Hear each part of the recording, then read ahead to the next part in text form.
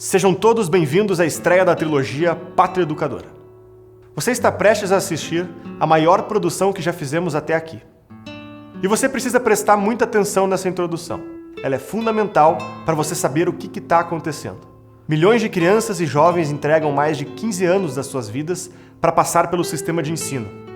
E no final, mal conseguem ler e escrever. São considerados os piores alunos do mundo e somos condenados a viver em um país que não merece ser violento, pobre e atrasado. Pela profundidade do assunto e importância do tema, essa produção foi dividida em 3 filmes. O primeiro episódio é um compilado de milhares de anos que vai permitir conhecermos a origem das nossas ideias sobre o assunto e olharmos o problema com outros olhos. O segundo episódio vai demonstrar como a história mundial refletiu no Brasil e como construímos o nosso sistema educacional. Também é um episódio que vai contar de forma inédita a história do patrono da educação brasileira, Paulo Freire. E é no terceiro episódio que queremos todos vocês dispostos a compartilhar, nos ajudando a chegar no maior número de pessoas. É no terceiro episódio que vamos fazer uma denúncia contundente sobre a educação brasileira, mostrando como alfabetizamos nossos filhos, como esse dinheiro é gasto, quem são os responsáveis por tudo isso e o que estão prestes a fazer nos próximos anos se não fizermos nada. Estamos convictos de que o terceiro episódio é a maior denúncia já feita sobre a educação brasileira. O primeiro episódio você vai assistir hoje, o segundo sai amanhã e o terceiro nesta quarta-feira. Você está prestes a embarcar nessa jornada de conhecimento e essa introdução tem uma última etapa que é a mais importante. Todo esse trabalho custou muito caro. Mais de R$2 milhões foram investidos, com 20 pessoas trabalhando durante um ano, dia, noite e madrugada, para fazer essa trilogia. Todos vocês que nos assistem podem confiar na nossa independência. Nunca aceitamos um centavo do dinheiro público e também não ganhamos dinheiro com o YouTube. Tudo, absolutamente tudo que produzimos e oferecemos de graça só é possível por conta do financiamento dos nossos membros assinantes. São eles os responsáveis por já termos levado ideias, valores e sentimentos para a casa de pelo menos 10 milhões de brasileiros. E agora, é você quem vai decidir se estamos no início ou no final dessa jornada. Nós decidimos abrir o jogo com você. Nós temos uma meta muito importante para ser batida. Nós precisamos de 20 mil novos assinantes ativos para financiar as próximas produções desse ano que abordarão temas urgentes para o Brasil. A Brasil Paralelo não pode parar por conta dessa crise. Nesse exato momento, você está vendo o que está acontecendo na mídia. Nós temos muitos assuntos e precisamos tratar de forma urgente. E dessa vez, se você não nos apoiar, corremos o risco de não poder continuar. Não é jogada de marketing, estamos apenas sendo totalmente francos com você. Estamos lançando esses filmes de graça para a população e você agora precisa fazer a sua parte. E nós chegamos no preço mínimo que poderíamos chegar para que todos que gostam da Brasil Paralelo possam com apenas R$10 se tornarem membros assinantes. Esse é o valor que você precisa investir para aderir um novo plano de membresia da Brasil Paralelo, o Plano Patriota. R$10 não paga um ingresso no cinema, não paga uma mensalidade na Netflix. Você sabe que com R$10 não podemos comprar muita coisa. Mas com a Brasil Paralelo, R$10 podem mudar a cultura do Brasil. Nós arriscamos todo o dinheiro que tínhamos para colocarmos o filme de graça, mesmo diante das conjunturas atuais. E por quê? Porque confiamos que você vai tomar a decisão de virar membro e financiar a Brasil Paralelo. Estamos correndo o risco, mas a confiança é justamente a certeza do que não podemos verificar. E agora, o que pode atrapalhar tudo isso? Quando você nos assiste, tem os R$10, mas acha que essa conversa não é com você. Quando você está aqui ouvindo tudo isso e não assume a sua parte, o seu comprometimento. Pedimos, por favor, não seja o elo quebrado dessa corrente. Sua assinatura não é uma doação. Ela também concede acesso à versão completa da trilogia Pátria Educadora, com 40 minutos adicionais de duração, que acompanha um guia de estudos completo com as principais teses do documentário, um mapa mental e a lista bibliográfica. Fornece acesso ao nosso grupo de membros no Facebook e no Telegram e também permite que você participe de encontros presenciais espalhados por todo o Brasil. Além disso, todo mês você receberá um conteúdo inédito na sua conta. Eu garanto, você nunca pôde fazer tanto com R$10. E se chegamos nesse preço, é para que ninguém fique de fora. Caso não goste do conteúdo que você assinou ou mude de ideia por qualquer motivo que seja, tem 7 dias para solicitar o seu reembolso, sem precisar de nenhuma justificativa. É a sua decisão que vai permitir que a gente exista e continue trabalhando pelo futuro da cultura brasileira. Precisamos provar que é possível. Antes de começar o filme, Pause agora o vídeo, clique aqui embaixo no link da descrição, conheça todos os planos da Brasil Paralelo e torne-se membro com apenas R$10. Muito obrigado por sua atenção e por honrar a nossa confiança. Fique com o primeiro episódio da trilogia Pátria Educadora e até breve.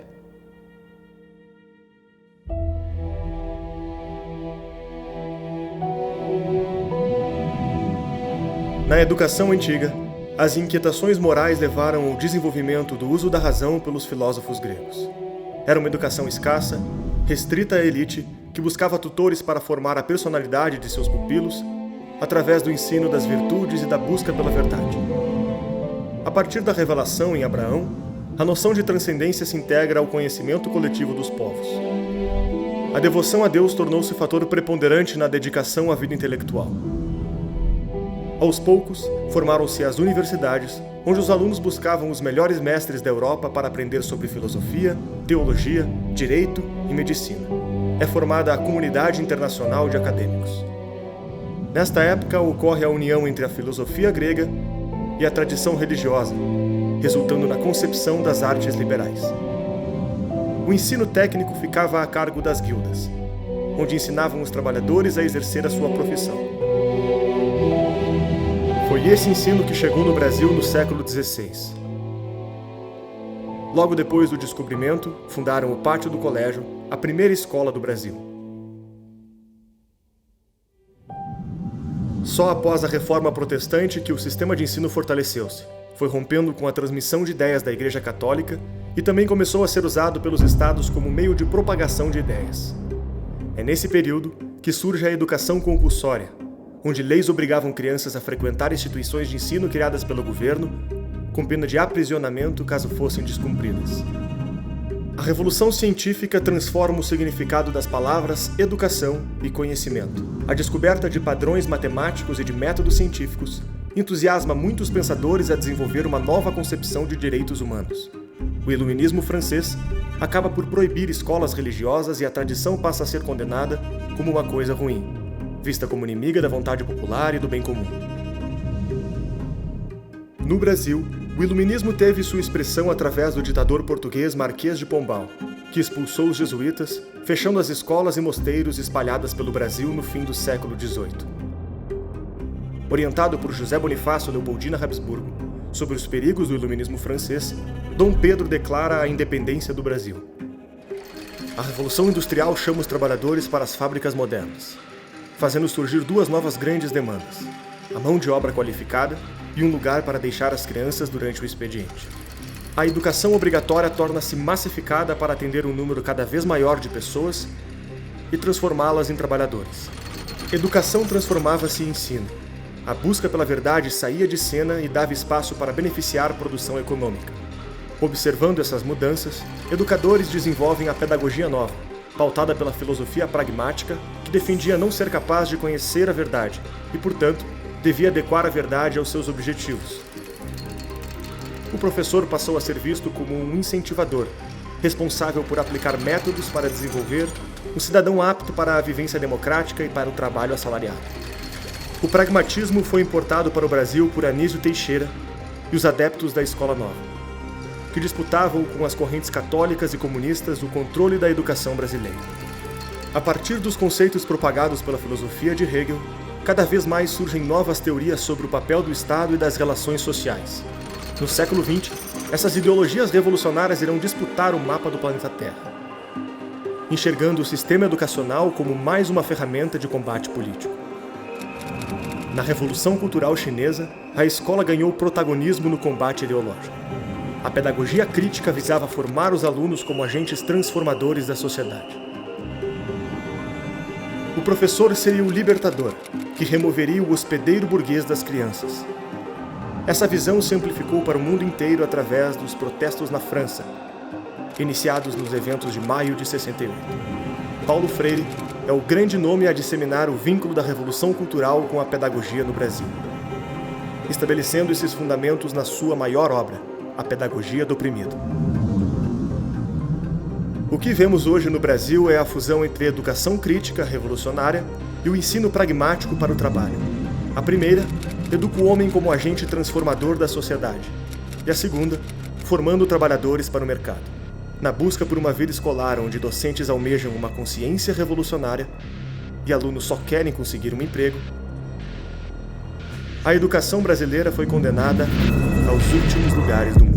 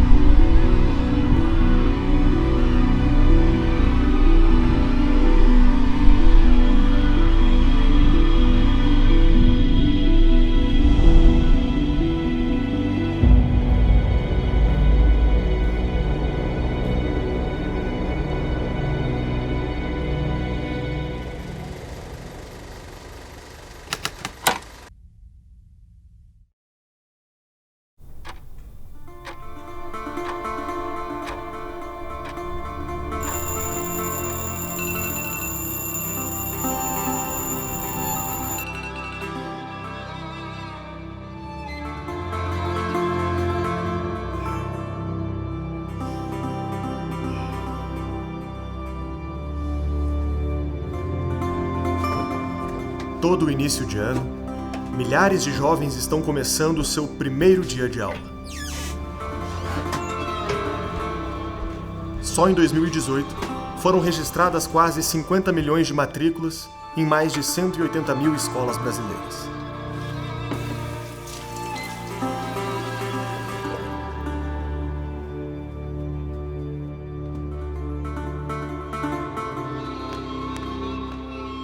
Pense por um minuto. Todos que estão atravessando a escola, com a sua vida toda pela frente, um dia sairão de lá para serem atores do nosso mundo, criando, trabalhando, construindo, liderando empresas e até governos. É na escola que os jovens conhecerão seus amigos, compartilharão o seu caráter, o mundo e a vida, através de histórias, descobertas e professores. Entregamos para a escola grande parte da vida dos nossos filhos, para que quando não estivermos mais aqui, eles estejam preparados para nos substituir e nos superar.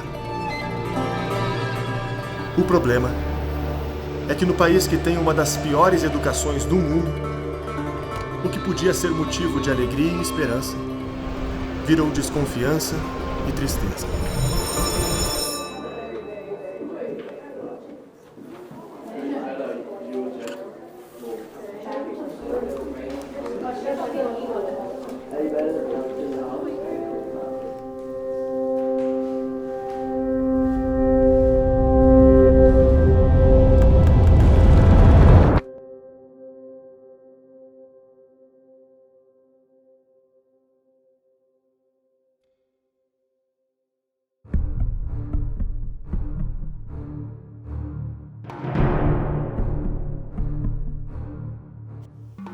Olha, a educação brasileira é absolutamente um desastre na média. Na média é um desastre. Existem exceções, mas os números falam por si. Né? Contra evidências, não tem argumentos. Não é que a gente está muito pior do que a Europa, a América do Norte, Canadá. Estamos piores do que Coreia, Japão. A gente está empatado com o Peru na última posição da América do Sul. É isso que o Brasil é. E nem aluno de escola de elite. Você pega classe social por classe social, o PISA deixa isso claríssimo. Classe social por classe social, o aluno brasileiro sempre perde de lavada, né? que raio de sistema educacional que a gente montou. Não é possível entender os nossos índices negativos e o resultado das nossas pedagogias sem o complexo sistema composto por instituições, leis e cargos que controlam a educação brasileira. É na Constituição Federal do Brasil que tudo começa. No capítulo 2, está estabelecido o direito à educação, citado mais de 59 vezes durante a Constituição. Com altas taxas de analfabetismo e uma população jovem, o governo brasileiro decidiu criar um complemento aos direitos impostos pela Constituição. A Lei de Diretrizes e Bases da Educação, conhecida por LDB. Foi só em 1996, com Paulo Freire ainda em vida, que seus discípulos e companheiros políticos aprovaram a versão da LDB que hoje vigora no país, regulando desde as creches até a pós-graduação. Tanto no setor público quanto privado. Toda a educação brasileira é regulamentada direta ou indiretamente pelo Ministério da Educação. Fundado em 1930 por Getúlio Vargas, o MEC passou a ter um orçamento anual de mais de 100 bilhões de reais, coordenando objetivos educacionais e sendo o principal ponto de referência da educação nacional. O MEC é um colosso. Dos 600 mil funcionários do governo federal, 300 mil estão no MEC. Os controles, contratos, cada enxadada que você dá, você acha um cadáver aqui. A gestão da educação infantil, fundamental e média que acontecem nas escolas é feita pelas secretarias e conselhos. Essas secretarias e conselhos atuam em nível estadual e municipal. Nenhuma escola existe sem essa autorização, e as que existem são obrigadas a seguir as suas regras. Elas orientam e coordenam o sistema educacional através de pedagogias, tecnologias, questões técnicas e financeiras. Na segunda metade do século XX, o Brasil deu passos expressivos na universalização das matrículas. Mais de 99% das pessoas em idade escolar estão matriculadas nas escolas. Acontece que o problema da qualidade desse ensino nunca foi resolvido, nem enfrentado. Até 2019, o Brasil sequer topava participar do principal teste internacional para medir o analfabetismo funcional, o PIRLS. Com 3 meses de governo do PT, eu fui a um seminário em Brasília, patrocinado pelo MEC, que se chamava Avaliar para Quê? Um monte de gente, a claque toda pronta lá para corroborar uma mesa que botava em questão de maneira clara todo o processo de avaliação brasileiro. Se você falar, olha, é para alfabetizar o menino aos 6 anos, lendo 60 palavras por minuto, tem muito pouco espaço. É um tipo exato que todo mundo sabe o que tem que fazer. O professor tem que trabalhar mais, ninguém pode faltar, porque cada minuto conta, né, no aprendizado.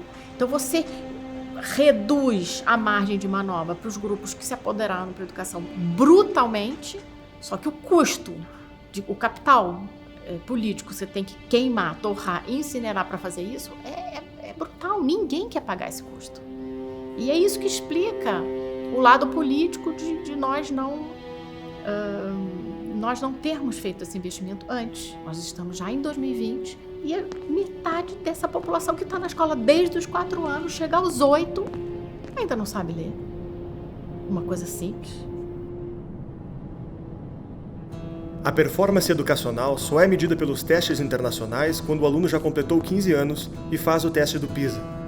Quando chega a hora da prova, o resultado é claro. Quando eles criaram o PISA, era uma maneira de medir qual era o futuro da força de trabalho, né? Então, aos 15 anos, na maioria dos países da OCDE, terminava a educação obrigatória. Então, você, olha, vamos medir aqui, porque daí eu sei, ele pode fazer ensino médio ou não, né? Mas eu sei qual é o nível de preparo da mão de obra dos países da OCDE. Os alunos brasileiros, desde 2000, fazem o PISA e eles não evoluíram. A nota é daquelas de eletrocardiograma de morto, entendeu? A variação não é estatisticamente significativa.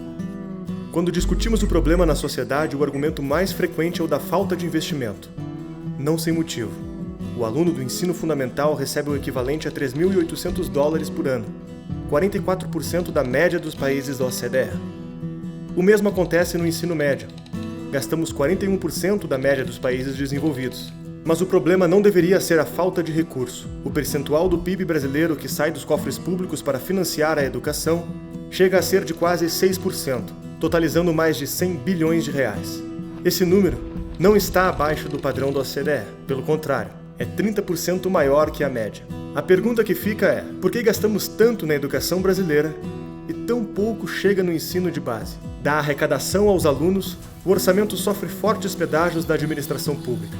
Os péssimos índices da educação brasileira não parecem ter assustado o Brasil nos últimos anos. A prioridade do orçamento brasileiro é outra frente da educação: as universidades. A educação superior ela recebeu muito mais investimento per capita já desde a ditadura. Havia uma percepção de que investir, educar a classe média para ter lideranças, para ter funcionários públicos de qualidade, que era importante. Tá? O Brasil nunca teve essa preocupação de educar a base. O ensino superior no Brasil, regulado pela LDB, é oferecido tanto pela iniciativa privada quanto pelo Estado. São 299 instituições públicas e 2.238 privadas. Ambas passam por uma grave crise. Infelizmente, somos um anão científico aos olhos do resto do mundo. O governo do PT priorizou o investimento no ensino superior. O orçamento foi triplicado, saindo de 17 para 51 bilhões. O número de mestrados e doutorados aumentou em mais de 300%, mas os resultados desse dinheiro e dessas pesquisas não vieram. Importante lembrar que tudo isso é decorrente de uma decisão que nós tomamos. Ou seja, eu não esqueço nunca de dizer para os meus ministros: quando se tratar de educação, eu não quero que vocês utilizem a palavra gasto. Educação é investimento.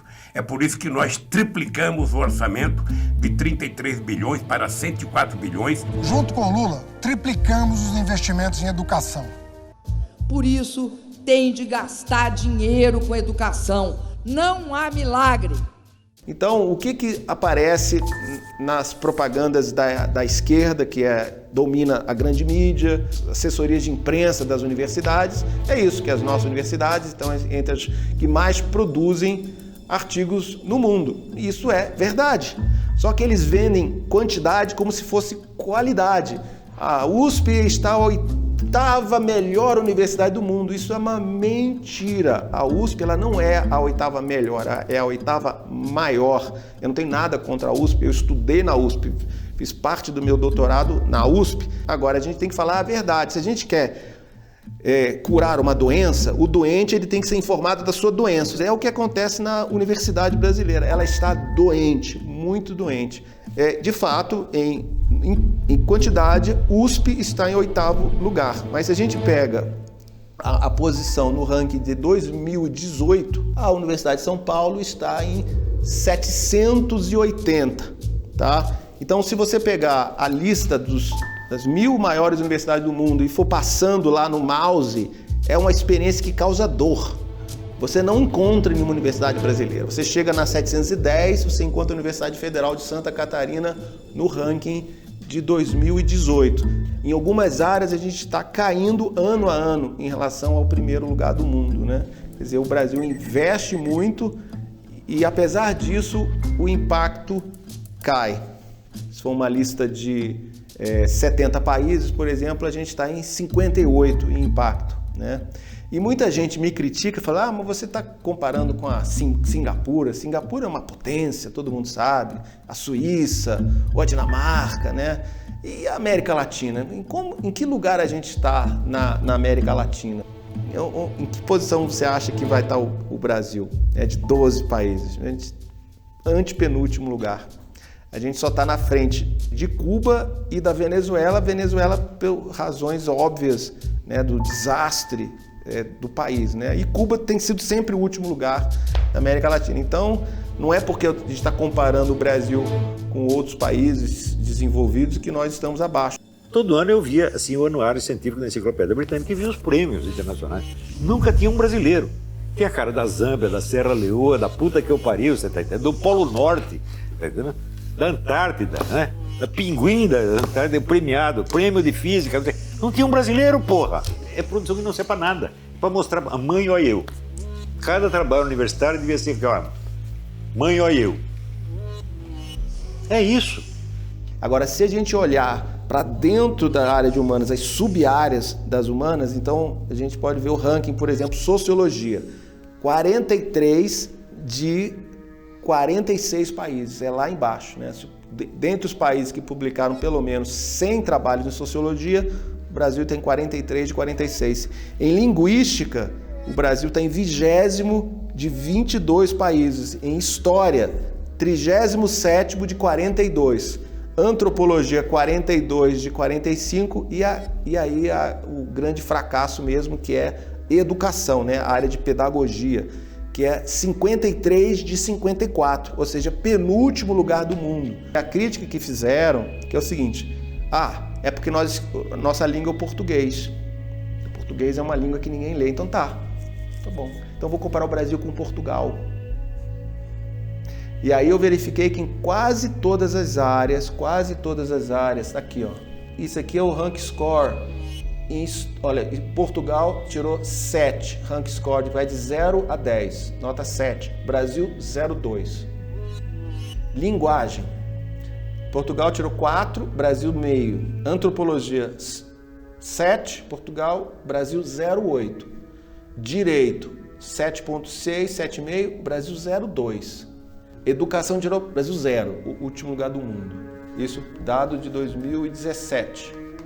Quer dizer, nós somos o mesmo povo, Brasil e Portugal. A dificuldade de você traduzir um trabalho acadêmico brasileiro para o inglês é enorme. O que será que essa pessoa quis dizer aqui? É a maneira do educador brasileiro escrever, que tem um pouco, aí voltamos ao Paulo Freire, emular aquela pseudo-poesia, né? Quando você está escrevendo um texto que supostamente é para ser técnico. Analisando o impacto da produção brasileira, científica, verifiquei que países que investiam a mesma quantidade de dinheiro em pesquisa e desenvolvimento em relação ao PIB tinham produção muito maior que a nossa. E recentemente eu atualizei esses dados, né, fazendo uma análise de mais de 60 países, e a gente chegou num grupo de países, né, como por exemplo a Irlanda, novamente, a Estônia, que investe em torno de 1,2%, 1,3% do PIB em pesquisa e desenvolvimento e tem impacto muito maior que o Brasil. Agora, o que é problemático quando a gente vê países que investem muito menos, por exemplo, o Chile investe 0,35% do PIB em pesquisa e desenvolvimento. E o impacto da pesquisa chilena é substancialmente maior que o nosso. As nossas universidades federais estão entre as mais caras do mundo, em dólares. Então, evidentemente, não é questão de recurso. Se a gente pegar o PIB do Brasil, né, e extrair quanto que é 1,3% do PIB investido em ciência, tecnologia e desenvolvimento, dá em torno de 100 bilhões de reais. Quando procuramos nas plataformas de pesquisa, fica fácil encontrar exemplos de trabalhos ideologicamente enviesados, pouco lidos e pouco citados. Muitos apresentam pautas que os brasileiros jamais imaginariam que foram financiadas pelo dinheiro público. Na Universidade Federal da Bahia, uma estudante apresentou uma tese questionando se sapatos têm sexo, referindo-se às metáforas de gênero de lésbicas de baixa renda. Na mesma universidade, outro estudante teve seu mestrado financiado para produzir uma pesquisa autoetnográfica, analisando a prática de sexo oral entre homens dentro do banheiro de uma estação de trem. O valor da bolsa foi de R$20 mil do dinheiro público. Na Universidade Federal de Juiz de Fora, um dos temas aprovados pelo mestrado foi Por onde andam os gogoboys de Juiz de Fora? A produção científica brasileira internacionalmente não existe. Ela simplesmente não é mencionada. Ninguém lê esta merda. E vai ler para quê? Para perder seu tempo? O prejuízo que as universidades dão ao Brasil são muito maior do que a corrupção, né? Você pega todos os roubos de dinheiro público, a universidade é pior. A linguagem academicista e romantizada esconde o vazio e a promiscuidade do financiamento estatal. Uma vasta quantidade de trabalhos acadêmicos vão desde categorias pornográficas até a relativização da pedofilia. Enquanto o sistema público privilegia produções acadêmicas que não contribuem com as demandas sociais, áreas de vital importância ficam em segundo plano. Uma coisa que me chama atenção é a quantidade de vagas destinadas para ciências sociais. Eu não estou nem falando da infinidade das ciências humanas, mas sim das ciências sociais. Aqui na Universidade Federal do Rio Grande do Sul, da onde eu sou egresso, são 100 vagas para o curso noturno e 60 vagas para o curso diurno. São 160 vagas por ano. E aí tu vai perguntar, pô, Conrado, mas que bom que tem muitas vagas, eu fico muito feliz também. O problema é que é discrepante em relação a outros cursos. Por exemplo, engenharias, tem 20 vagas, algumas delas. Engenharia de alimentos, engenharia de energia, né? A gente questiona tanto a importância da energia hoje, tem 21 vagas. Engenharia hídrica, o Brasil, o maior recurso natural é a água, 21 vagas. Odontologia, noturno lá, 21 vagas. Até curso de fonoaudiologia, 21 vagas. Biotecnologia, 20 e poucas vagas. Biomedicina, 20 e poucas vagas. E aí nas ciências sociais nós temos 160 vagas. Por que disso? Na minha visão, a parte mais triste disso é que entram 160 estudantes a cada ano e se formam muito pouco. Na proporção da formatura das ciências sociais, tem diversos cursos junto ali, relações internacionais, história, filosofia, ciências sociais. No ano passado se formaram 60. Não só das ciências sociais, de toda a gama das ciências humanas, só 60. Desse universo geral que a gente conta aí, com quase 500 estudantes que entram por ano, 10% consegue chegar no final, dentro de uma seriação. O que me choca nesse ponto também é saber o porquê disso, porque é dinheiro alocado. Quem são essas pessoas egressas que saem dali? O que eles fazem? Que ponto que eles trazem pra gente, pra nós enquanto nação, afinal de contas, a universidade pública é dinheiro público. Na minha visão, o que a gente tem ali é uma grande manutenção dos partidários da esquerda.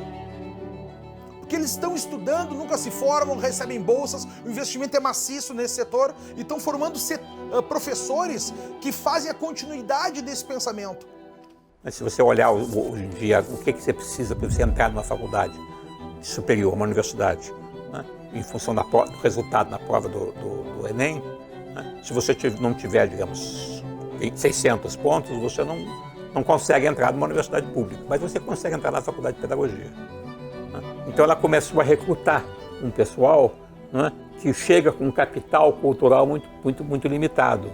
O maior problema é que nós tivemos professores mal formados e estes professores eles não estão capacitados para nos levar a um novo salto intelectual, um novo salto de qualidade na formação de alunos. Normalmente esses cursos, eles têm um argumento, que é aquela nota final que tem que entrar, né, muito baixo. Por exemplo, as ciências sociais, a densidade do curso noturno é 1,60. Eu me pergunto, para aí, a cada 3 candidatos, 2 vão entrar? Não são nem 2 pessoas concorrendo por uma vaga. Para mim, tem muitos cursos, cara, que me parece que a pessoa está fazendo só para justificar para o pai que está estudando. O custo de cada universitário brasileiro é de quase $15 mil por ano. Isso significa que mesmo estando nos últimos lugares de todos os rankings que medem a qualidade da graduação e da pesquisa científica, continuamos investindo no 16º universitário mais caro do mundo. Gastamos mais do que países com resultados expressivamente melhores, como Itália, Portugal, Espanha, Israel e muitos outros. A própria CDE recomenda que o Brasil gaste menos com o ensino universitário. Em 2018, a instituição divulgou uma pesquisa intitulada Economic Survey Brasil. Na página 30, o relatório alertava que o país gastava um percentual do PIB maior do que a média da OCDE e não obtinha resultados, que era importante parar de incentivar investimento nas universidades e focar na educação de base, como creches, ensino fundamental e médio, que estavam desatendidas. O relatório também alertou que a educação universitária estatal tende a beneficiar estudantes de classe média que estudam em escolas privadas e têm a melhor performance no vestibular. A pergunta que fica é, por que sonegamos todas essas informações? O que foi que aconteceu? Você tem essas duas vertentes de política educacional. A de acesso, que é para gastar, e a de qualidade, que é para trabalhar. Né? Mas percebeu-se que dar mais diploma tinha ali um benefício político importante. Né? Alta população jovem no país, muitos eleitores, muita gente, as famílias dessas pessoas, primeira geração. Então, o apelo político de você mandar as pessoas para a universidade é brutal. A gente viu no que deu. Então, quando você fala mais matrícula, você tem gasto com infraestrutura, inauguração de escola, aumento de matrícula, etc. Gasto com contratação. Então, os professores gostam, os sindicatos mais ainda. Né? Gasto com material, editoras, etc. Então, você gasta mais e todo mundo fica feliz. Então, abrir escola é algo altamente populista, né? Você pode abrir escola, dizer que está atendendo o direito à educação e não ensinar nada. E essa é a história do século XX no Brasil, do final do século XX, né? Depois da Segunda Guerra, quando a gente teve os movimentos pedindo por mais educação, o que o governo brasileiro, no seu conjunto, em todos os seus arranjos, deu para o brasileiro foi matrícula. Você abre um monte de campos, dá emprego vitalício com segurança para não sei quantos mil professores, né? Sem nenhuma cobrança de qualidade. E tem, por outro lado, um apelo que chega a ser pecuniário, porque quanto mais professor trabalhando em universidade federal, mais contribuição sindical você tem, mais contribuição para o partido você tem. A opção, obviamente, de um governo que tem como uma das principais bases políticas o sindicato docente, nunca vai optar pela política de qualidade. Isso é um dado. Para universalizar o acesso à universidade, o governo criou o FIES, um programa que fornecia financiamento de até 70% do valor de cursos superiores, desde que houvesse um fiador para garantir o pagamento. Durante o governo Lula, o plano foi ampliado e flexibilizado. Em 2010, o FIES já cobria 100% do valor do curso e não pedia mais garantias. O novo fiador seria um fundo do próprio governo, que emprestava o dinheiro e também era o garantidor de crédito. Ou seja, o que nós fizemos? O governo passa a ser fiador. O Banco do Brasil empresta os recursos e o governo passa a ser o fiador, e por isso que o FIES passa a ser um programa de sucesso internacional, que eu acho que não tem nenhum país do mundo com o sistema de financiamento e com o sistema de garantia que o Brasil oferece hoje aos estudantes. Entre 2010 e 2013, o número de inscritos no programa aumentou 448%, e o custo do FIES saiu de 1 bilhão para quase 14 bilhões de reais. Mas o volume de matrículas na rede privada só aumentou 13%. Por quê?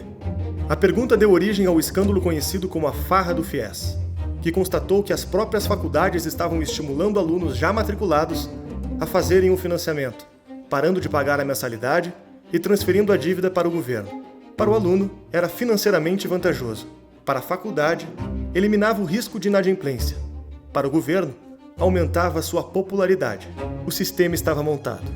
O PT também destinou mais de 3 bilhões de reais para o ProUni, onde não era necessário devolver o dinheiro, e 13 bilhões para o Ciências Sem Fronteiras, que financiava estudantes viajando ao redor do mundo. As grandes empresas educacionais cresceram exponencialmente durante o período. O Grupo Croton, que atingiu o cargo de maior empresa de ensino superior do mundo, saltou a sua receita líquida de 734 milhões para 5 bilhões de reais. Dos 3 milhões de estudantes que participaram do FIES, 2,8 milhões ainda estão em débito com o governo federal. Os juros cobrados também foram subestimados, pois contavam com 10% de inadimplência, quando o calote foi de mais de 50%, gerando um rombo de 77 bilhões de reais, segundo o relatório do próprio Ministério da Fazenda. A dívida depois que essas pessoas ficaram, né, a frustração de continuar sendo balconista, apesar de ter um diploma de direito, etc e tal, a gente está vendo agora o quê? Também, né? O custo está vindo agora e a resposta também está vindo agora, né? E o FIES, a partir de um certo momento, virou uma máquina de transferência de dinheiro público para o privado, né? Quantos grupos financeiros fizeram a festa no Brasil, né? Com essa criação, com um mercado que abriu de repente, com a maquininha garantida o pagamento. Como essa conta é paga? Os estados e municípios entregam 20% do que recebem em impostos para um fundo que rege o dinheiro destinado à educação básica, chamado Fundeb. O governo federal adiciona 10% de todo o valor arrecadado pelo fundo. Esse dinheiro é redistribuído pelo país de acordo com o número de alunos de cada região. Mas na hora de distribuir esse dinheiro, a tarefa fica com outro fundo, chamado FNDE. Nesses dois órgãos se concentram grande parte do orçamento da educação brasileira. Há um estudo do TCU, do Tribunal de Contas da União, que avalia o impacto dos riscos das instituições federais no Brasil. avaliando como baixo risco, médio risco, alto e altíssimo risco. O MEC, suas autarquias, instituições e órgãos associados, nenhuma delas está considerada como de baixo risco, todas como de alto ou altíssimo risco. Especialmente a FNDE, que é uma espécie de banco do MEC que distribui os recursos da União para estados e municípios. E a partir do momento que esse recurso sai da União, ele se pulveriza, e esse é um dos núcleos da corrupção no Brasil, é quando ele sai do FNDE e vai para as dezenas, centenas, milhares de municípios brasileiros, né? Os indícios que a gente descobriu, se realmente aquelas investigações fossem levadas ao fim, elas teriam potencial para fazer cair a República. É um caso que iniciou na Assembleia Legislativa de Pernambuco, uma CPI que foi iniciada lá. Há relatórios vastíssimos sobre essa questão. Eles constataram que cerca de 1/3 dos diplomas expedidos por universidades particulares no Brasil contém irregularidades, chegando a ponto de até ter falsidade documental mesmo. Há alguns relatos de pessoas que estudaram durante 6 meses, 1 ano e saíram formadas como pedagogos. Olha a gravidade disso. Estão formando outras pessoas que também não terão a mesma aptidão para formar outras pessoas. Então a gente está tratando aí de uma geração inteira de pessoas ineptas para exercer a profissão para a qual eles se propõem, né? Então, é um número muito grande, são mais de 500 mil diplomas expedidos nessa condição. Há um outro caso também muito emblemático e também de conhecimento público e notório, que é relativo ao Pronatec. O Sistema S recebia algumas vagas para fornecer esses cursos técnicos, e essas vagas não eram necessariamente providas, ou seja, havia um acerto no final de cada ano. O Sistema S falou: MEC, eu preciso de 100 vagas. O MEC fornecia 100 vagas e cada vaga dessa tem um valor. Só que no meio do acerto, digamos assim, o Sistema S fala: precisamos de mais 20, 30 vagas. E também cobrando esses valores. Com as apurações, identificamos que havia ali vagas duplicadas, que havia uma série de questões ali, pessoas com CPF inexistente também, em tese, provendo essas vagas. E cada uma delas, como eu falei, gerando valores astronômicos, né? No final do ano de 2018, o Sistema S exigiu do MEC o pagamento de 60 milhões sobressalentes em relação ao valor que havia sido acordado, né? Então, para ter ideia, o Pronatec começou em 2011, mais ou menos. Então, de 2011 a 2018, a gente buscar todos esses valores é uma quantia bem alta. Cada enxadada que você dá, você acha um cadáver aqui. Tem muita coisa errada que foi feita. Toda vez que a gente pega uma, a gente encaminha para o Ministério Público, para a Polícia Federal. Documenta e mostra. Tem trabalho para os próximos 40 anos aqui. A quantidade de coisa errada que a gente vê aqui é colossal. O dinheiro de pesquisa universitária passa por 2 órgãos públicos, a CAPES e o CNPq. O CNPq é ligado ao Ministério da Ciência e da Tecnologia e financia pesquisas tecnológicas relacionadas à inovação. A CAPES é ligada ao MEC e fica responsável por todos os outros mestrados e doutorados. Ela autoriza o fornecimento de cursos de pós-graduação por parte das instituições, avalia a nota desses cursos, estabelece o valor destinado a mestrados e doutorados e descredencia aqueles que não atendem os seus critérios. O órgão distribui as bolsas de pesquisa às instituições de ensino superior de acordo com as notas atribuídas pela própria CAPES. As universidades repassam as bolsas aos alunos por meio do processo seletivo. O aluno tem que ser aprovado no programa e algum professor precisa aceitar ser o seu orientador. O percentual de mestres e doutores que compõem o corpo docente do ensino superior brasileiro ultrapassa os 80%. Então a pós-graduação brasileira, que ninguém está preocupado, porque acha isso é coisa de gente rica, pós-graduação, gente que tá com tempo sobrando, mas não. A pós-graduação brasileira ela está relacionada a pelo menos 50% da economia brasileira passou direta ou indiretamente pela pós-graduação. Porque o agrônomo passou pela pós-graduação, não ele, mas o professor dele fez pós-graduação, né? O engenheiro teve um professor que fez pós-graduação, todo mundo que teve algum contato com a universidade está ligado direto ou indiretamente à pós-graduação. E quem controla a pós-graduação? A CAPES. Que se eu sair na rua perguntando para as pessoas que é CAPES, que é CAPES, de 100 pessoas, eu duvido que 5 saibam que é CAPES. Esses professores chamam os bolsistas que têm uma visão ideológica iguais às deles. Então, quando eles passam por um processo constante, acadêmico, de passar novas etapas, uma pós-graduação, mestrado e doutorado, só vai retroalimentando essa mesma cadeia de informação. Pessoas que têm essa mesma narrativa, essa mesma visão de mundo. E aí eles se tornam professores daqueles mesmos alunos que estão chegando lá embaixo. Tudo aquilo que um político quer que você pense, você vai acabar pensando. Tudo aquilo que um político enxerga como algo que a massa precise seguir, obedecer, a massa vai seguir e obedecer, porque ela troca a sua autoridade ultrapassada, reacionária, como por exemplo a sua família, a sua religião, assim por diante, e entrega de mão beijada a um professor.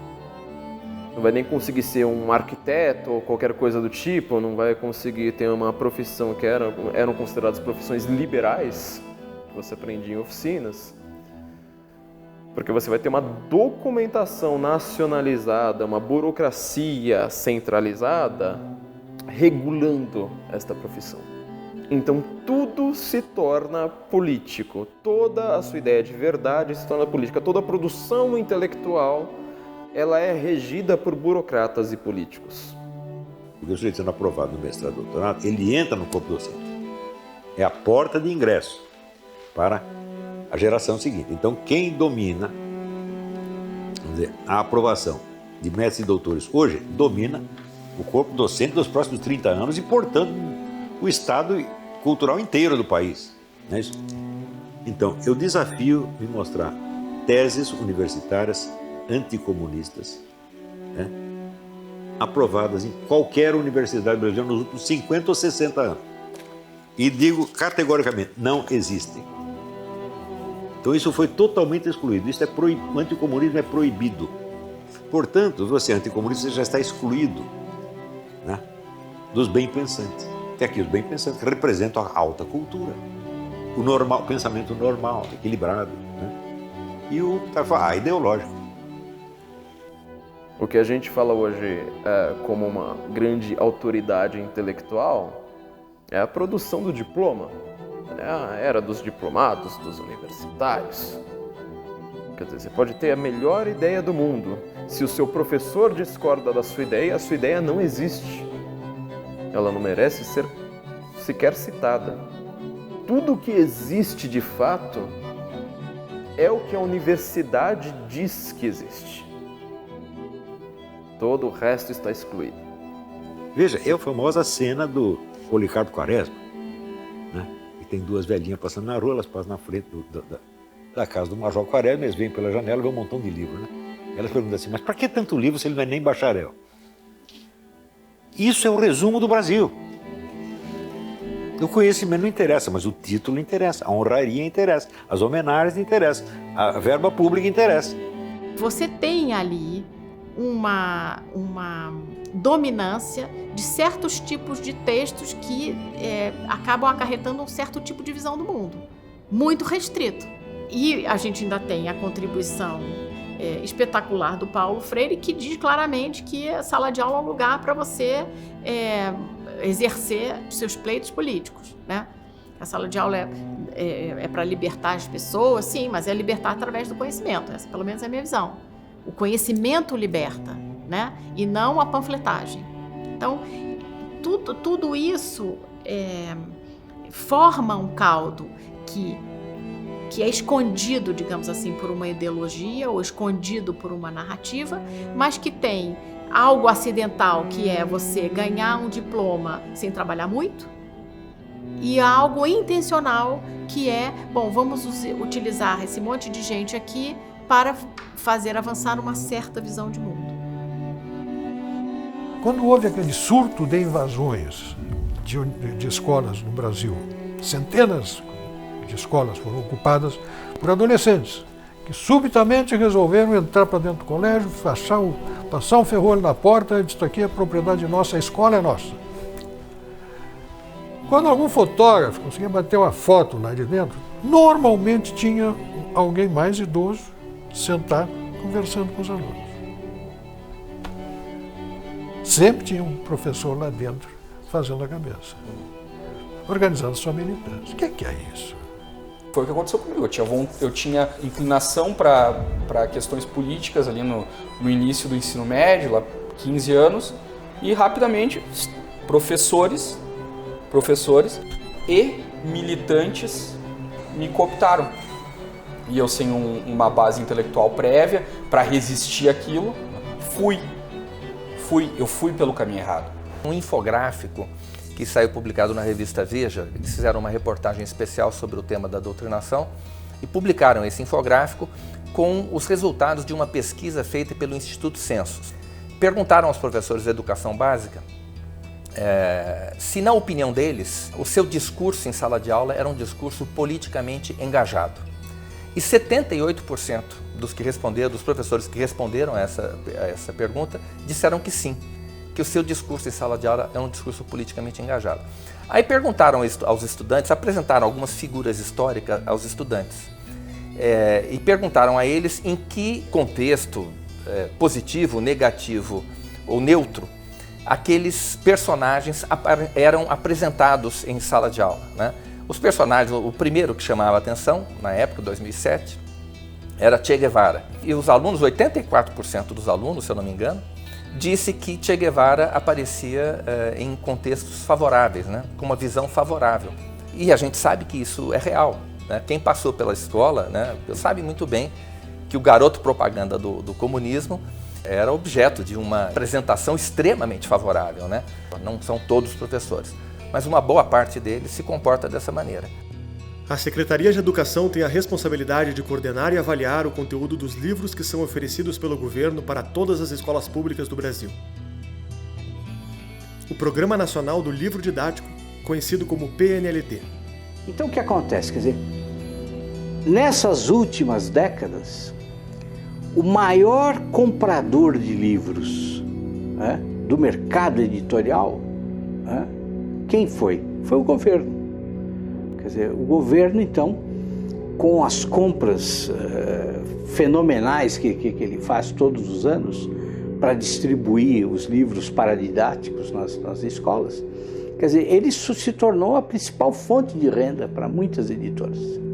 Agora, tudo tem um preço, né?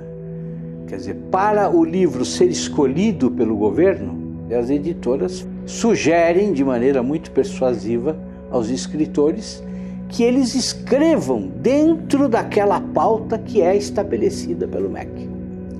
Claro, porque o MEC oferece uma pauta. Ele diz assim, olha, o livro para ser comprado precisa seguir este critério, e são critérios ideológicos. Nem sempre os professores têm aquele cuidado de fazer uma seleção lendo realmente a obra, né? O que, na verdade, para onde ele vai? Ele vai lá para a metodologia. Então vamos selecionar uma coleção que traga sobre construtivismo. E aí o professor vai lá na metodologia, dá uma olhadinha e tal, mas ele não lê o livro, ele não vê a obra toda. E aí ele seleciona e ele vem impregnado de ideologias. Não só ideologia de gênero, ideologia política tem demais, né? A escola adotou aquele livro paradidático, as crianças estão lendo e de repente uma mãe se dá conta de que na obra existe a descrição de um estupro. É um garoto, a história de um garoto, né? Onde o nome é O Cobrador, o texto, né? É um garoto de baixa renda, né?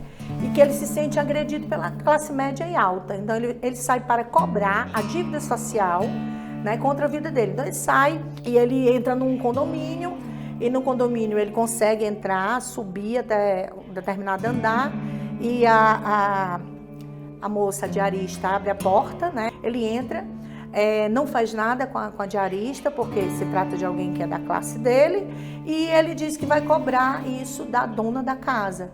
Então ele estupra a dona da casa, e o livro traz toda a descrição, inclusive dele ejaculando na cara dela.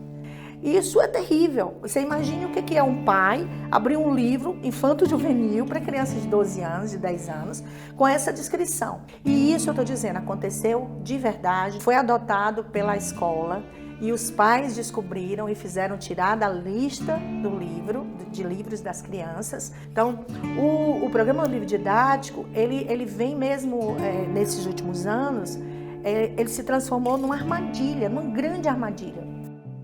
A gente vai gradualmente trocar todos os livros pelos mais graves e dentro do que os contratos. Os contratos para os livros didáticos, eles foram feitos para vários anos. Eles já vêm lá na capa 18, 19, 20, 21. Essa foi uma herança do PT, os livros didáticos já estão na escola. Tem uma atividade que ela é cobrada em quase todos os livros de ciências do Programa Nacional de Livro Didático, quando sugere que a criança deite numa folha de papel, madeira, por exemplo, faça o contorno do seu corpo. Quem tem que fazer o contorno é uma criança do sexo oposto, que é para poder fazer o contorno do corpo, inclusive bem pertinho, para perder aquele constrangimento de tocar no corpo do outro, para ter mais intimidade com o corpo do outro. E depois que, nessa atividade, depois que a criança faz esse desenho, ela é estimulada pelo professor, na atividade, a colorir e a fazer colagens nas partes íntimas. E a criança tem que escrever os apelidos das partes íntimas. Em outras palavras, alfabetizar a criança a partir do nome das partes íntimas. Então a criança começa a se sexualizar. São várias as obras que são indicadas no encarte do professor dos livros do Programa Nacional de Livro Didático, onde, por exemplo, existem livros que sugerem que a criança pegue um espelhinho e olhe as suas partes íntimas e descubra quais as partes que lhe dão mais prazer. Então é uma coisa assim que a gente é explícito, não há o que esconder. Quer dizer, a minha grande desconfiança com relação a professores que se põem a falar de sexualidade com as crianças é, afinal de contas, por que eles gostam de fazer isso? Sim, é claro que você deve ensinar que as pessoas são iguais perante a lei, é claro que você deve ensinar aparelhos reprodutivos, é claro que você tem que ensinar riscos de doença. Agora, toda essa discussão enorme sobre identidades sexuais, eu sempre me pergunto, afinal de contas, por que alguém resolve ficar falando disso com criança? Encontraremos dinâmicas como, por exemplo, a chamada massinha, que é aplicada para crianças e que tem como grande objetivo uma dinâmica escolar em que os alunos, com massas de modelar, eles irão formar os órgãos reprodutores de homens e mulheres. Este grupo e precisamente este trabalho, o Sexo Aprende na Escola, ele é dedicado a Paulo Freire. E ele foi orientado por Paulo Freire. Infelizmente, histórias como essas não são exceção nos livros didáticos brasileiros. Um dos casos mais emblemáticos é o da coleção Nova História Crítica, escrita por Mário Schmidt. Distribuída aos alunos das escolas públicas e aderidos por muitas escolas privadas durante quase uma década. Da 5ª à 8ª série, a obra com explícita propaganda ideológica foi utilizada como principal livro didático. Logo na página 14 da 5ª série, o livro compara senhores de escravos com a atuação da polícia. A provocação retorna várias vezes ao longo do livro, afirmando que os manifestantes de esquerda são reprimidos e que os policiais aplicam a regra do olho por olho e dente por dente. O caso não é isolado. Textos elogiando o MST, conteúdos enaltecendo Mao Tse-tung, tabelas em defesa do socialismo e constante propaganda revolucionária duram até as últimas páginas da 8ª série. Ao final de cada capítulo é apresentado o quadro Reflexões Críticas, propondo que os professores façam debate sobre esses temas na sala de aula. Você não tem nem a história tradicional espelhada, você só tem a visão crítica, ela já vem deturpada e sempre vista sob um viés revolucionário e de esquerda. Em 2008, a coleção foi reprovada pelo MEC e retirada de circulação. Não apenas por conta de seu conteúdo, mas também por uma nova lei que passou a obrigar os autores de livros didáticos a terem curso superior completo. E Mário não conseguiu provar que era formado em História. Schmidt nunca deu entrevistas e poucas são as informações encontradas sobre ele na internet. Não há nem mesmo fotos ou redes sociais. Até 2016, uma das poucas informações possíveis de encontrar ao pesquisar seu nome era uma filiação ao PT disponível no site FiliaWeb. Tendo somente o governo brasileiro como comprador, o autor vendeu cerca de 10 milhões de cópias no Brasil. Eu tenho 35 anos de sala de aula. Passei da educação infantil até a pós-graduação, em todos os níveis. E a gente perceber a infância sendo ameaçada da forma como ela tem sido nas últimas décadas, principalmente durante esses governos do Partido dos Trabalhadores, né, deixa com que qualquer professor, né, que realmente deseje que a educação tenha qualidade, fique estarrecido. Mães que chegaram para mim com os olhos marejados dizendo: eu perdi minha filha. Aí, como assim, né? Eu perdi minha filha o partido, para esses movimentos que estão acontecendo aí. Movimentos ligados a partidos políticos que estão transformados em grêmios estudantis e coisas assim.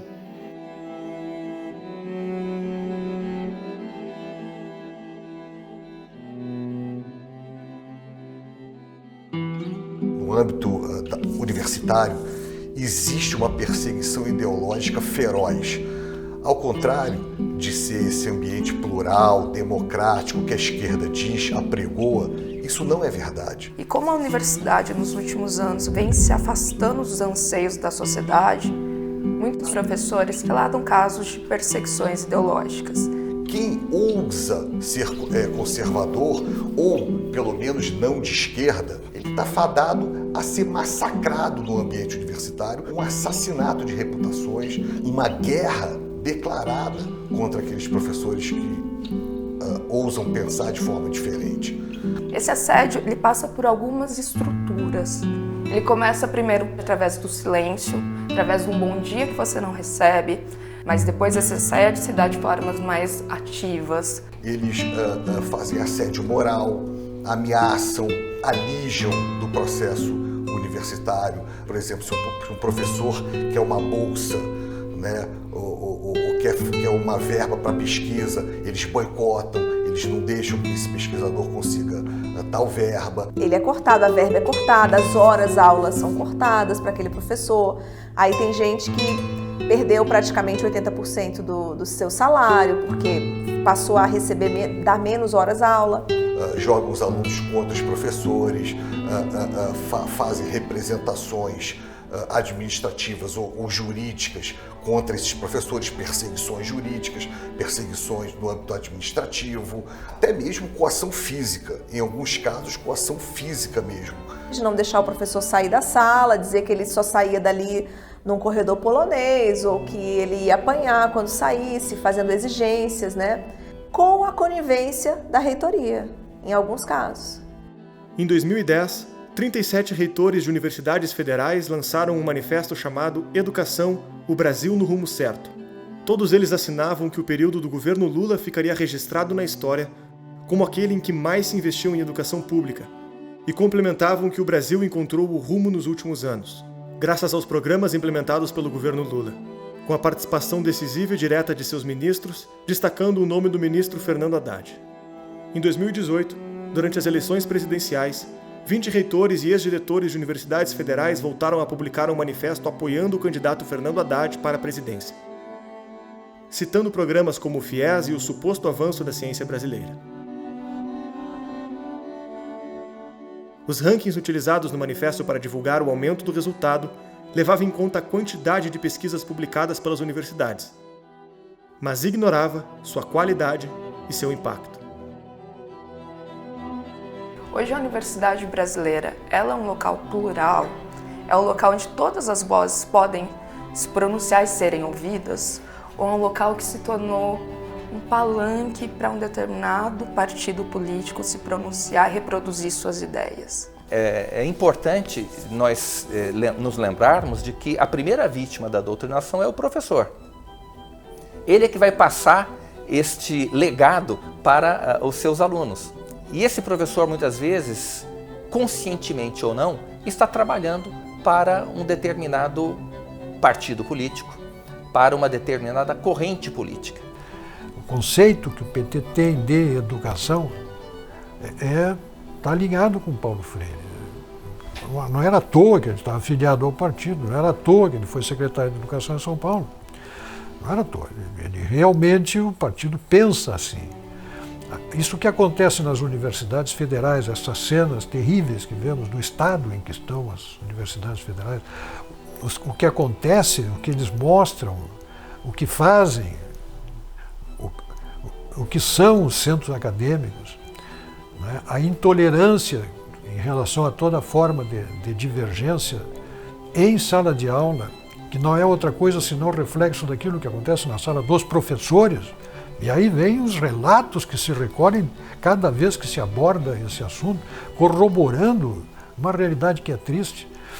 Realmente a pátria educadora, deste tipo de educação, com este tipo de resultado, para produzir esse país que vemos. Entre em nosso site e saiba como ter acesso às entrevistas e cursos exclusivos. A partir de R$10 você já pode se tornar um membro da Brasil Paralelo. Contamos com você. Por que que isso acaba culminando em maus índices de alfabetização, de conhecimentos de ciências e de matemática? Porque a prioridade é a crítica. A prioridade é a luta política. Se é um problema, é grave para algumas áreas, mas tem outras áreas que não é. Então a gente tem um problema da doutrinação por um lado e por outro problema da má formação. Então tem cursos, por exemplo, em engenharia, que a gente tem o problema da má formação. Alunos que entram no curso de engenharia no primeiro ano não sabem regra de 3. Né? Não conseguem fazer uma integral ao se formar. Como é que essa pessoa vai ser engenheiro? Então, esse é um problema da má formação. A burrice brasileira é uma coisa que nunca aconteceu no mundo. Você pega um país que durante 50 anos não produz uma obra de literatura notável nenhuma. Isso nunca aconteceu. Não aconteceu na Zâmbia, não aconteceu na Serra Leoa, não aconteceu na Alemanha nazista, não aconteceu na União Soviética, não aconteceu em lugar nenhum. Só no Brasil, porra. E esse é o problema do Brasil. O problema do Brasil não é comunismo, esquerdismo, é esta degradação intelectual, espiritual, humana horrível. Em 2014, o Brasil parecia ter uma oportunidade de melhorar nossos índices educacionais. Ao menos, assim anunciava. E a partir deste ano de 2020, os alunos dos 26 estados e do Distrito Federal vão estudar pela Base Nacional Comum Curricular. É um documento que é referência obrigatória para a elaboração dos currículos escolares. Essa base curricular quer pensar a formação do estudante de maneira ampla, como aluno, cidadão e também futuro trabalhador. De acordo com o documento, o Conselho Nacional de Educação vai guiar de uma maneira bem específica temas como orientação sexual e identidade de gênero. O documento serve de referência para todas as escolas do país, públicas e particulares. É a primeira vez que o Brasil tem uma base comum curricular. A base também terá impacto na formação de professores, na compra de livros didáticos e na elaboração de exames em larga escala. Isso tudo é a base para a construção de um currículo mais afinado de norte a sul do Brasil. A Base Nacional Comum Curricular, conhecida como BNCC, foi o documento em que muitos depositaram essa esperança. Era a primeira vez que o Brasil teria um currículo obrigatório para todas as escolas. Essa prática não é novidade no mundo. Muitos dos países desenvolvidos a adotam como forma do governo padronizar e controlar a educação básica. Em países como Inglaterra, Finlândia, Portugal e Coreia do Sul, o currículo nacional obrigatório estabelece um mínimo que cada escola deve lecionar, permitindo a personalização da maior parte do currículo. Grande parte desses currículos entendem que o básico é a alfabetização, as ciências exatas e os objetivos de aprendizagem. Em alguns outros países, como nos Estados Unidos, a ideia de um currículo unificado gerou intensos debates. A tradição americana de forte liberdade federativa fez com que alguns dos estados não aderissem ao currículo. O currículo obrigatório parece ser uma balança em que os governos escolhem um dos lados: mais liberdade das escolas e menor controle da qualidade, e menos liberdade das escolas e maior controle da qualidade. No Brasil, não foi necessário fazer essa escolha. Abrimos mão da liberdade sem perseguirmos a qualidade. O documento aprovado não seguiu as boas práticas de currículo comum dos países desenvolvidos. Tem duas coisas, né? Uma é uma ignorância mesmo, né? Fazer o currículo é uma das coisas, um currículo bem feito, é das coisas mais difíceis que tem, porque você tem que conhecer muito bem a disciplina e organizar a estrutura, como você descreve o desenrolar daquela disciplina para um professor, para ajudar ele no planejamento, de uma maneira muito detalhada. Quando você olha um documento de um país desenvolvido, e esse exemplo, eu volto ao exemplo de ler com fluência de 60 palavras por minuto no primeiro ano, você olha em volta e fala, olha, acabou. Então, fulano, que está há 40 edições vendendo o livro que nunca vai chegar nesse padrão, vai deixar de vender, né? Então, você tem a pessoa, todo mundo que estava trabalhando lá na base, olhando, bom, o custo para você implementar uma base realmente de qualidade significa que os meus amigos, todos aqui que estão aqui me ajudando a escrever essa base, vão perder espaço. aí não vale a pena. Então, junta a fome com a vontade de comer. Dá um trabalho desgraçado para você fazer a base, né? E vai ter um grupinho extremamente poderoso que vai sair prejudicado. Qual é a chance disso acontecer? Nenhuma. Foi o que aconteceu. Ao contrário de currículos que estabelecem metas e conteúdos básicos para o essencial, a BNCC usou 600 páginas para descrever todas as disciplinas, em todos os anos. O documento descreve várias vezes o tipo de aluno que gostaria de formar, transformando o documento em um gabarito de visão de mundo e reduzindo significativamente a margem de liberdade da escola. Você veja, o grande educador americano John Taylor Gatto, ele descobriu o óbvio. Ele diz, você só ensina para o sujeito o que ele quer aprender. Se ele não quer aprender, ele não vai aprender. Então, você tem que pegar as pessoas e dar a elas a oportunidade da educação, não a obrigatoriedade da educação. Então, o que eles chamam de democratização da educação é uma imposição tirânica. Quer dizer, você está amarrando a mão do cara e dizendo que é um direito dele. É aquela ideia do governo centralizador, onde você vai planejar todos os passos do cidadão. Por que não se atém a coisas que são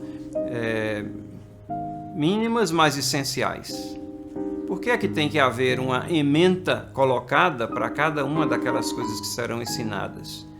E o que é que resguarda uma instituição particular ou instituição que tem um viés cristão de ensino, de que nessas coisas que são demandadas que você ensine, existam coisas que são contra os princípios que você abraça?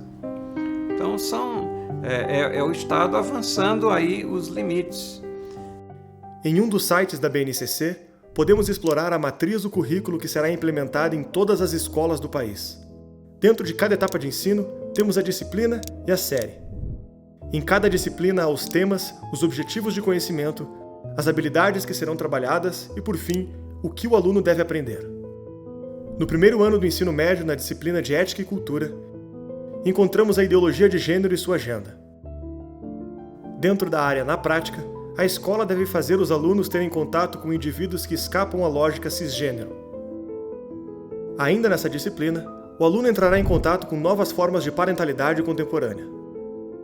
Outra questão trabalhada na disciplina de Ética e Cultura do primeiro ano do ensino médio é o conhecimento e funcionamento do tráfico de drogas. Na disciplina de Geografia, temos a xenofobia, o racismo e o fascismo agrupados no mesmo objeto de conhecimento. Assim como nos livros pedagógicos de Mário Schmidt, a atuação da polícia militar e o genocídio negro aparecem lado a lado. Em Sociologia, encontramos descritos como principais movimentos sociais do Brasil a organização Movimento Sem Terra e a Movimento dos Trabalhadores Sem Teto. Dentro do mesmo assunto, observamos algo inusitado. 2 tópicos falando sobre o papel dos movimentos sociais no processo de impeachment de Fernando Collor e Dilma Rousseff. O que está diferente entre os dois? A palavra impeachment, para o caso de Dilma, está entre aspas. O que os autores do currículo querem dizer com isso? Encontramos no documento conteúdos como os padrões de beleza em corpos gordos, padrões de gênero e heteronormatividade nas sociedades burguesas. Afinal, qual o objetivo desse currículo comum que será obrigatório para todas as escolas? Então, isso é a centralização, né, de uma visão de federação nossa que é totalmente desfigurada. Resultado, nós temos Base Nacional Curricular Comum, Lei de Diretrizes e Bases da Educação, Exame Nacional do Ensino Médio, Enem. Tudo no Brasil é único, é unificado, é centralizado, é federal, são leis próprias para aquele setor, mas com efeito e impacto nacional. Eu não sei se em Cuba tem um negócio assim. O Estado educando meu filho, não quero mais isso. Não quero doutrinas de Estado ou orientações de Estado, não quero... quero ele livre, quero ele um pensador livre. E o Estado falha tremendamente nessa entrega. Não é do interesse do Estado um pensador livre.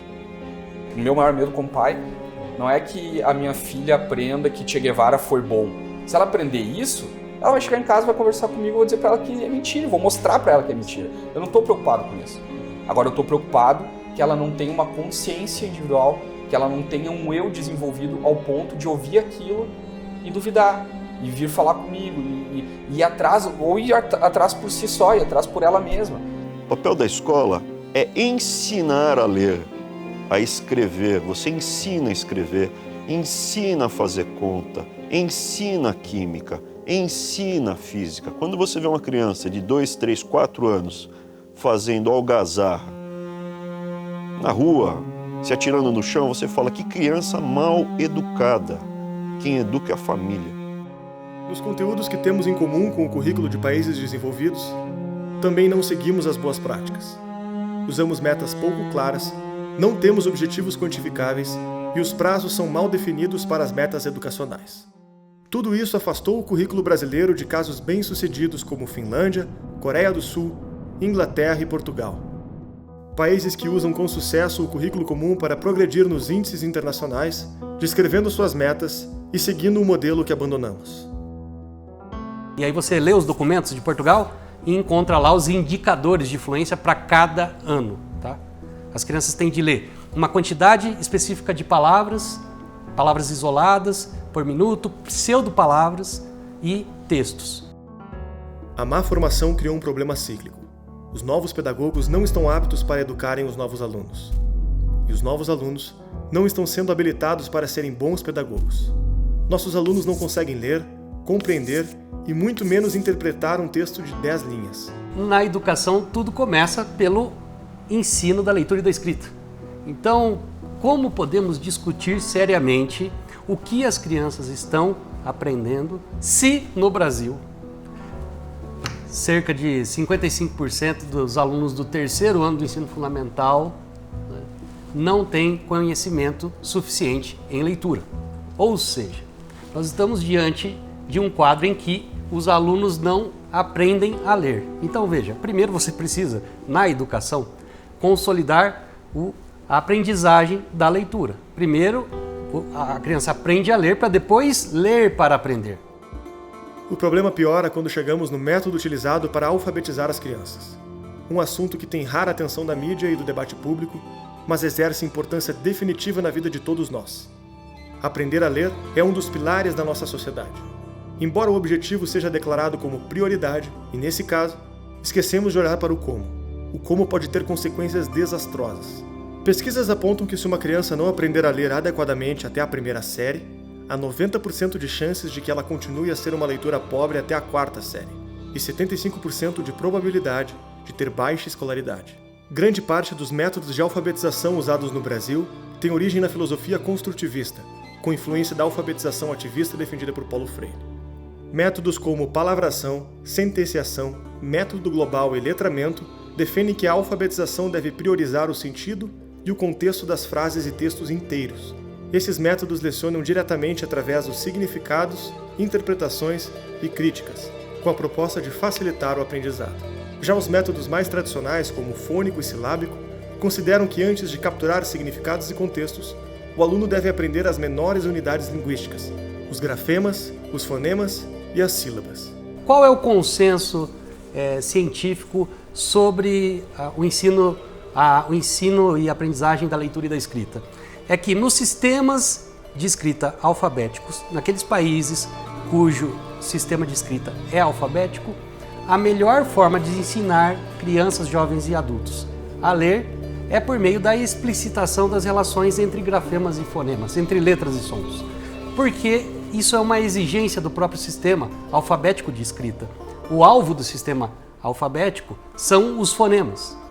O nosso português é uma língua fonética, ela se pronuncia como se escreve, praticamente, poucas exceções.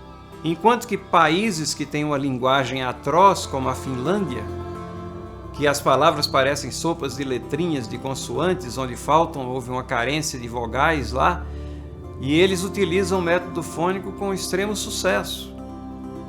Esses países que têm se destacado no teste, eles começam a alfabetização bem cedo, exatamente porque se utilizam de uma metodologia diferente daquela que é aplicada aqui no Brasil. Então essa é uma área que precisa realmente ser revisitada para que a gente possa progredir na esfera educacional. Para resolver esse confronto, o governo americano organizou um grupo de notório saber para investigar as melhores práticas de alfabetização. O estudo demonstrou que a adoção do método fônico é altamente eficaz, com ampla vantagem para o aprendizado das crianças. A pesquisa foi utilizada de base para o programa de alfabetização dos Estados Unidos e inspirou outros currículos comuns ao redor do mundo. Se de um lado, estudos validam o método fônico, do outro, não podemos dizer a mesma coisa. Métodos como o global ou semiglobal, que buscavam associar palavras e frases inteiras com significados e contextos, são alvos de duras críticas. Esses métodos ganharam força com a ideia de educação progressista dos anos 70, quando defendiam que a escola oprimia crianças e precisávamos de um aprendizado desrepressor. Com o tempo, a ineficácia do método tornou-se comprovada e até mesmo desastrosa. O neurocientista francês Stanislas Dehaene, autor do livro Os Neurônios da Leitura, demonstrou que esse tipo de alfabetização ativava áreas do cérebro que não eram as responsáveis pela leitura. Não se tratava de alfabetização, mas de uma ilusão que as crianças sabiam ler por associarem palavras com imagens. A demonstração definitiva veio com a mensuração dos resultados. No final da vida escolar, crianças que aplicavam as práticas de aprender através do sentido das palavras obtinham péssimos resultados quando comparadas com alunos alfabetizados por métodos tradicionais. O efeito desse resultado fez com que a França proibisse o uso desses métodos para alfabetizar crianças. Mas a essência desses métodos e a filosofia construtivista ainda persistem com outro nome: letramento. O letramento é um componente da alfabetização nascido na Califórnia, de um movimento intitulado Whole Language. A proposta era adicionar nos métodos de alfabetização uma ideia muito parecida: aprender a ler do todo para a parte, com base em textos e não com consciência fonética, dando valor à função social da linguagem e à realidade do aluno. Esse movimento virou lei pelo estado da Califórnia, que aplicou a metodologia em todas as escolas, levando a um desastre educacional. O estado que estava nos primeiros lugares dos Estados Unidos em leitura, em pouco tempo passou para os últimos lugares. O mesmo aconteceu em Israel, fazendo as universidades fecharem os centros de letramento. Se na Califórnia e em Israel o fracasso foi prontamente identificado e corrigido, no Brasil, décadas de estragos educacionais causados pelo construtivismo parecem não ter sido bastante para afastá-lo do nosso sistema educacional. Quando o Brasil começou a desenhar a Base Nacional Comum Curricular, dispensou não só grande parte dos estudos vigentes e seus cases, também dispensou o quórum de notório saber. A BNCC foi discutida entre pressões políticas, sindicatos, fundações e populismo.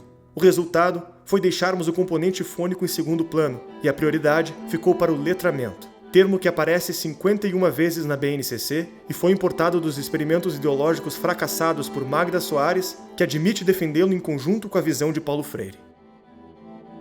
O motivo da vantagem dos métodos tradicionais é simples.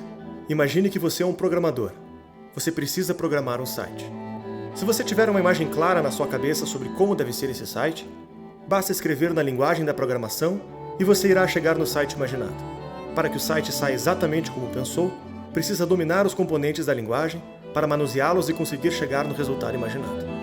A mesma coisa acontece com a música, que também é uma linguagem. Se você quer expressar uma melodia e compô-la do zero, como fazer? Você precisa conhecer as notas musicais para colocá-las na ordem e no tempo correto e chegar no resultado desejado. As menores unidades de cada linguagem são a matéria-prima para construir a sua mensagem. Mas como fazer o site ou a música que você imaginou sem dominar a programação e as notas musicais? Você precisa copiar estruturas de outras músicas e outros sites que já estão prontos e provavelmente chegará em um resultado diferente de sua ideia, pois terá que adaptá-las às estruturas pré-prontas que você está copiando. A mesma coisa acontece com a alfabetização. Sem dominar os grafemas, os fonemas e as sílabas que compõem a linguagem, você não domina o idioma e não está livre para se expressar do zero. A sua capacidade ficaria comprometida. Em vez de usar os recursos disponíveis no seu idioma para costurar a melhor forma de expressar suas ideias, você precisa adequá-las a um conjunto limitado de significados e expressões que você aprendeu anteriormente. Este é o motivo da briga dos métodos tradicionais da alfabetização contra os métodos que ganham espaço no Brasil a partir de Paulo Freire. É aqui que entra a importância de ler os clássicos da literatura. Hoje em dia, apenas propor essa leitura pode gerar incômodo. A educação brasileira acostumou-se com a ideia de que essa é uma prática elitista e desnecessária. As principais correntes pedagógicas praticadas no Brasil defendem que o aluno deve se alfabetizar a partir de textos informativos, que contextualizam-no na sua condição de mundo. Quando olhamos nos testes internacionais, o resultado é diferente. No mesmo exame do PISA em que ficamos nos últimos lugares em leitura, O relatório demonstra que alunos que leem obras ficcionais têm um resultado 12 vezes superior do que os alunos que trabalham com textos informativos. Alunos que leem obras ficcionais várias vezes por semana também têm um desempenho 3 vezes maior do que aqueles que leem com menos frequência. Os testes deixam claro: textos ficcionais são mais importantes no aprendizado que textos informativos. A gente ouve muito essa expressão. Temos que combater o eurocentrismo. O que quer dizer isso em termos práticos? É tirar do cânone os clássicos gregos, os clássicos da Idade Média. Temos que democratizar o currículo. O que é democratizar o currículo? É facilitar o currículo, é baixar o nível do currículo. Uma coisa que eu vi muitas vezes ser repetido, aquela educação antiga e tradicional, ela é enganadora. Ela é má, ela é rígida, e ela é elitista e ela é dominante. Ela é das classes dominantes, para submeter as classes dominadas. E aí você vai a Portugal e encontra obras clássicas no primeiro ano do primeiro ciclo, no segundo ano, no terceiro ano, e assim por diante. Então uma criança em Portugal, numa escola pública, lê Ulisses, lê as fábulas de Esopo, lê ou isto ou aquilo de Cecília Meirelles no segundo ano. Eles dizem que as crianças devem ler textos clássicos porque os textos ficcionais, as narrativas ficcionais, elas exigem muito mais da memória de trabalho do leitor. Porque ao ler um texto, uma narrativa ficcional, você precisa memorizar uma série de elementos para acompanhar aquela narração. Então, as características da personagem mudam de uma página para outra, de um capítulo para o outro, o cenário, enfim. Há mudanças contínuas, uma série de elementos que precisam ser armazenados para que você acompanhe a história. E esses leitores vão ser bons compreendedores de textos, tá? Muito mais do que aqueles leitores especializados. Você não pode educar uma pessoa com base em textos científicos. Não é possível isso, porque texto científico, por definição, tem correspondência bionívoca entre signo, significado e referente. Você tem um vocabulário estabilizado, né? Os significados uniformes e permanentes. Ora, a linguagem corrente não é assim. Você tem a sutileza, você tem a mudança de significado conforme o contexto, e é ali que é nesse tipo de leitura que você tem que treinar. Se você aprendeu a ler lendo o livro científico, você vai ser analfabeto funcional para sempre. Você tá entendendo? A ciência, claro, a ciência é difícil de aprender, mas a linguagem científica ela é mais simples do que a linguagem corrente. Está entendendo? Porque é sempre correspondência bionívoca, é a linguagem uniforme, né? É unicensas, tudo tem um sentido só, um sentido estabilizado igual para todos. Não pode aprender a ler com uma coisa dessa. Você está entendendo? Agora, se você vai ler Shakespeare ou Balzac, opa, a coisa não é assim. Cada linha, né, o sentido das palavras muda, adquire outra ressonância, você tem outro contexto. E é este treinamento da variedade de situações e variedade de intenções subjetivas, isto que é aprender a ler.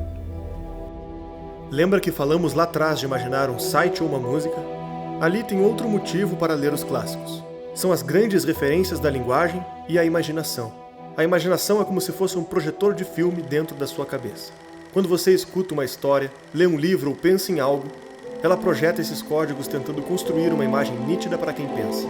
Quanto mais nítida for a imagem, mais aprimorada é a competência de imaginar.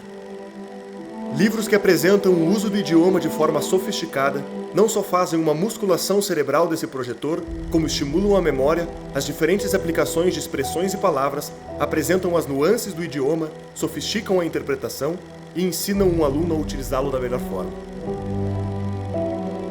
Os grandes clássicos são os grandes cases de cada idioma. É lá que a linguagem encontrou a menor distância entre a escrita e a experiência. Eles elevam a nossa imaginação, tornando-nos capazes de aprimorar nossos sonhos, nossas virtudes e nossas competências. Quanto mais eu sei, mais eu sou. Adoro dizer isso. Mas é uma variação do Wittgenstein, que já dizia que os limites da minha linguagem são os limites da minha existência. São os limites do meu mundo. O que é essa linguagem? É a capacidade de aprendizado. É o que eu sei e o que eu faço com o que eu sei. Essa é a beleza do conhecimento. Isso nos faz especial, isso nos faz ir adiante, isso nos faz perseguir a resolução dos problemas. Inteligência para a medicina é capacidade de resolver problemas. E aí eu tenho que chegar diante dos problemas e dizer, quem vai resolver isso? Sou eu. Chamar a autorresponsabilidade para mim, que está tão danificada nos dias de hoje. Todo mundo quer terceirizar a responsabilidade. Todo mundo passa a responsabilidade para o seu inconsciente, para o seu comportamento, para os seus genes, para as suas sinapses cerebrais. Agora tem que tomar um remedinho, que a culpa da minha sinapse não é minha. A culpa é tua. Se tudo isso pode ser considerado um ponto importante desde o início do aprendizado, mais na frente o problema se agrava. Deixa de ser apenas individual e começa a ser social. O analfabetismo funcional impacta grande parte dos brasileiros. Mas o que é analfabetismo funcional? Termo muito utilizado e pouco explicado. O idioma é composto por uma trindade.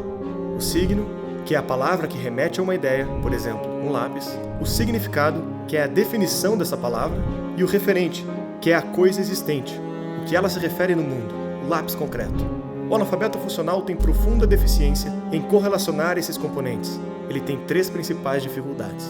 Primeira, ele pode conhecer a palavra e até mesmo a sua definição, mas se vir o fenômeno real na sua frente, sente dificuldade de correlacioná-los. Por exemplo, uma pessoa que conheça a palavra inveja, mas quando alvo de inveja ou invejando alguém, não é capaz de correlacionar as coisas, ou talvez aplique mal as palavras, chamando de inveja fenômenos diferentes, que não correspondem com o seu significado, como medo, raiva e admiração. Esse sintoma impede a boa compreensão de textos e até mesmo a interpretação do que outras pessoas dizem, fazendo tomar conclusões erradas sobre a mensagem que está recebendo. Segundo, o analfabeto funcional também pode ser incapaz de fazer o contrário, converter os referentes, as experiências reais do mundo, em signos e significantes, não conseguindo se expressar através da fala e da escrita. Esse sintoma é responsável por intensa turbulência na vida pessoal e profissional, confinando as experiências, ideias e percepções da vítima dentro dela mesma. Na incapacidade de se comunicar adequadamente, o analfabeto funcional fica preso dentro de si. E o problema mais grave, em função dessas 2 deficiências, o indivíduo não consegue navegar pela linguagem, nem utilizá-la para compor a sua forma de se expressar. Resta copiar o uso de signos e significantes que ele assiste os outros utilizarem, mesmo que desconheça o referente, o fenômeno real que eles descrevem. Ao longo do tempo, o analfabeto funcional desenvolve uma histeria. Na incapacidade de ir do mundo real aos símbolos e dos símbolos ao mundo real, ele passa a descartar a necessidade do referente, da própria realidade. A partir deste momento, ele está apto para acreditar no que diz e no que escuta, mesmo que não diga a respeito de nada concreto. A substituição da realidade por signos vazios faz com que eles sejam preenchidos como crenças, fundindo-se a sua própria personalidade. E quando algo confirma qualquer coisa que ele diz ou pensa, sente que sua estrutura de crenças está sendo atacada. O sujeito não entendeu o que ele está lendo. Quer dizer, ele, claro que sabe ler, em princípio, mas não tem a compreensão de texto equivalente ao nível da profissão que ele exerce. Você está entendendo? Quer dizer, chega, por exemplo, sei lá, a general, e ele tem a capacidade de leitura de um recruta. Uma sociedade de analfabetos funcionais constitui um grande risco. As pessoas copiam a opinião das outras sem tentar verificá-las na realidade. Emitem opiniões sobre muitos assuntos, passam a acreditar em praticamente tudo o que dizem, passam a sentir o que dizem e passam a querer agir de acordo com seus sentimentos, criando sonhos, projeções, ambições e militando de acordo com a carga emocional e a aprovação social dos seus discursos. Uma vez que as pessoas estão cada vez menos aptas a dizer alguma coisa sobre a realidade, né, elas estão mais indefesas para aderir ao primeiro movimento político que exige delas alguma ação que faça sentido, alguma ação que tenha um conteúdo emotivo, né, que dê algum sentido para a vida. Podemos pegar palavras presentes no debate público para dar exemplos: instituições, democracia, fascismo e outros. Muitas pessoas usam sem saber o que são. Aqui essas palavras de fato se referem, como se organizam no mundo concreto, qual o histórico e os agentes que as envolvem e o que as diferenciam de fenômenos semelhantes, ou até mesmo completamente diferentes. Muitas dessas pessoas nem sequer têm familiaridade com essas ideias, mas articulam por mera imitação. Interpretam os discursos de acordo com a carga emocional que as palavras carregam e persistem em menosprezar ao que elas estão amarradas. O principal recurso de aprendizado que resta para esses indivíduos é o de perceber nos seus pares qual o discurso mais aprovado e qual o mais rejeitado. E assim ir, por tentativa e erro, calibrando o seu signo sem qualquer referente, vivendo meramente por imitação e condenando a própria inteligência ao exílio. Se é pela aprovação social que ela expressa suas ideias, quanto mais participar do senso comum de determinado grupo, mais vai ser aprovado por uma maioria e mais vai buscar repeti-las. Quando chega este momento, a realidade foi posta em segundo plano e a culpa foi da má educação. Qual a surpresa de não a valorizarmos? Como uma sociedade que não se preocupa em buscar a verdade pode levá-la a sério? Se aceitamos que as coisas são vazias e não se referem a nada, por que perderíamos tempo investigando grandes ideias? Elas não são mais um poderoso aparato para enfrentarmos a vida. Em uma sociedade de analfabetos funcionais, foram reduzidas a um discurso vazio em que jamais poderíamos acreditar.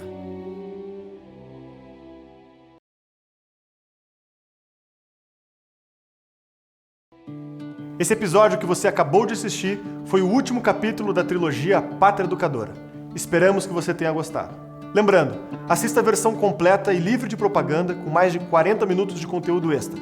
Basta se tornar um membro patriota da Brasil Paralelo. Para produzir a série que você está assistindo agora, foi necessário investir mais de R$2 milhões, o trabalho árduo de mais de 20 pessoas durante um ano. Você assistiu de graça porque queremos chegar no maior número de pessoas possível. E temos a confiança de que uma pessoa como você, que assistiu o conteúdo até o final, está consciente do assunto e pode investir em cultura. Nós contamos e precisamos de você. Clique no link da descrição desse vídeo e conheça os planos da Brasil Paralelo. Torne-se membro a partir de R$10 e tenha acesso ao nosso conteúdo exclusivo. Até breve.